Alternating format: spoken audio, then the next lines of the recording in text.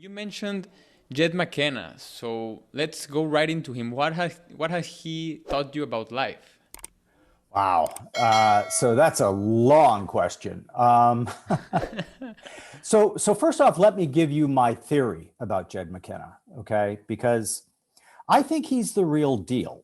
And the reason I think he's the real deal is where is he?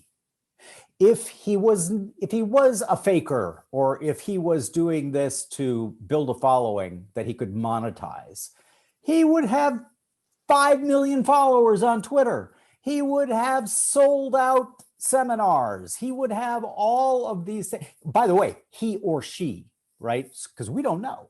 Yeah.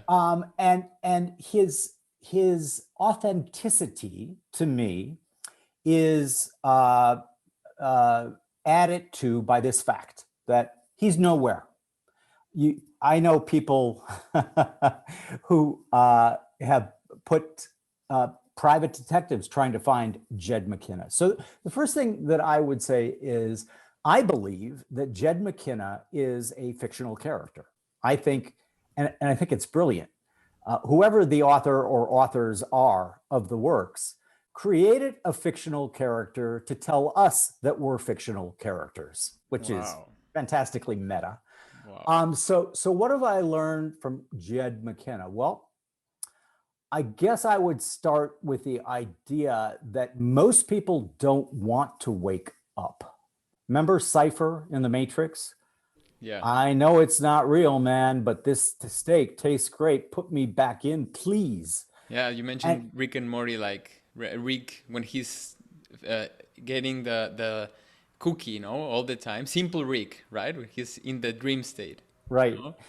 And so that's kind of number one. And number two is you should let them alone. You should, if you understand an attempt to become more informed on this path that in most cases, in almost all cases, leads to the gateless gate, and there you stand. but but that's okay, because even Jed now says that he was wrong in his original books. He now says that true enlightenment, right, like Siddhartha or Buddha, is a drag.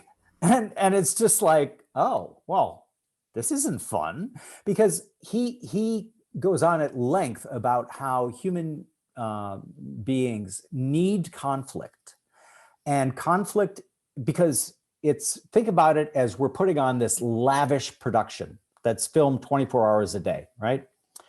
My friend Ron Howard made a movie called Ed TV, and then there's a slightly better known one called The Truman Show with Jim Carrey Yeah. that explore this issue. And the idea is, at least to me, that when you take that first step, it's a doozy. Because really what it challenges you to do is something that I had sort of started on, but the idea of, look, you think you're so smart, you think you know all these things, you don't, and you aren't.